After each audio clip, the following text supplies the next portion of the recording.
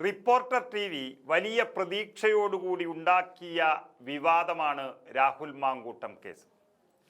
അത് 8 നിലയിൽ പൊട്ടിയതിന് പിന്നാലെ ഒരു പോറലുമേൽക്കാതെ 38 ദിവസത്തിന് ശേഷം മാങ്കൂട്ടത്തിൽ MLA പാലക്കാട് എത്തി. അതോടെ റിപ്പോർട്ടർ ടി വി ആകെ ഒരു മനോനില തെറ്റിയതുപോലെയാണ്.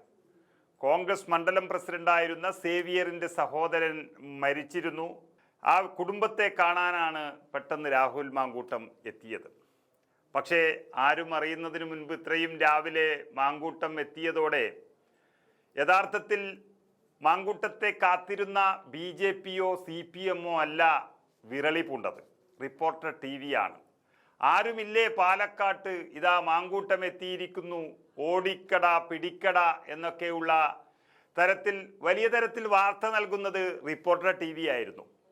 അവർ പ്രതീക്ഷിച്ചതുപോലെ പാലക്കാട്ട് കാലുകുത്തിയാൽ അന്നേരം തന്നെ മാങ്കൂട്ടത്തിനെതിരെ പ്രതിഷേധവും വലിയ രീതിയിലുള്ള എതിർപ്പും ഉണ്ടാകുമെന്ന് കരുതിയ റിപ്പോർട്ടർ ടി വിക്ക് ഇന്ന് മാങ്കൂട്ടം അനായാസം നടന്നു നീങ്ങുന്നതും അനായാസം വാഹനത്തിൽ സഞ്ചരിക്കുന്നതും കണ്ട് വലിയ വിഷമത്തിലാണ് നിൽക്കുന്നത്.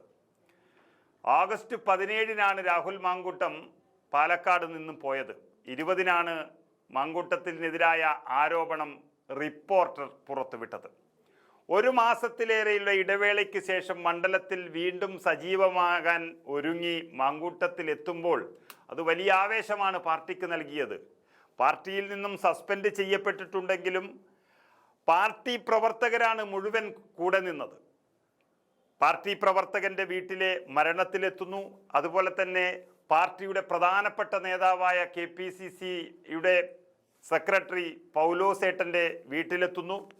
അങ്ങനെ എല്ലാ ഇടത്തും കോൺഗ്രസ് പ്രവർത്തകരുടെ വീട്ടിലെ മരണാനന്തര ചടങ്ങുകളിലൊക്കെ പങ്കെടുത്ത് മുന്നോട്ട് പോകുന്ന രാഹുൽ മാങ്കൂട്ടം തീർച്ചയായും കോൺഗ്രസ്സുകാരുടെ പിന്തുണയോടും അവരുടെ ഒപ്പം കൂടി തന്നെയാണ് നടന്നത്.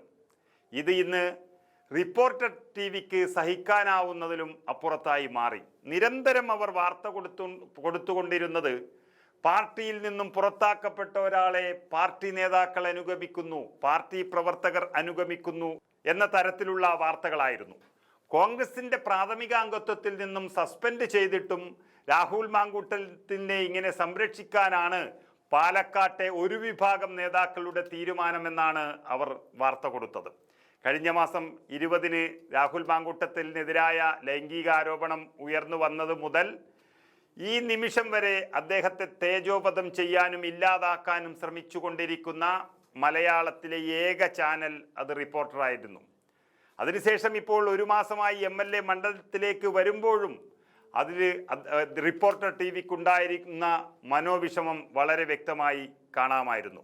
നമുക്കറിയാം, നിയമസഭയിൽ ആദ്യ ദിവസം തന്നെ എത്തിയ രാഹുൽ പിന്നീട് മണ്ഡലത്തിൽ സജീവമാകാനും നിയമസഭയിൽ നിന്ന് മാറി നിൽക്കാനും തീരുമാനിച്ചതും റിപ്പോർട്ടർ ചാനലിന് ഇഷ്ടപ്പെട്ടിട്ടില്ല. അതോടെയാണ് റിപ്പോർട്ടർ ചാനലിനും അവരുടെ എഡിറ്റർ അരുൺകുമാറിനും ഒരു തരം മനസ്സിന് വെപ്രാളം ബാധിച്ചതുപോലെയായി മാറിയിരിക്കുന്നത്. അവർക്ക് ഇന്ന് നോക്കിയാൽ കാണാം വാർത്തകൾക്കൊരാവേശമില്ല. അതിൻ്റെ പോർട്ടലിലാണെങ്കിൽ വാർത്തകൾ വരുന്നേയില്ല മാങ്കൂട്ടത്തിനെ കുറിച്ച്. അങ്ങനെ ഒരു തലതിരിഞ്ഞതുപോലെയാണ് റിപ്പോർട്ടർ ടി വിയുടെ ഇന്നത്തെ പരിപാടി തന്നെ.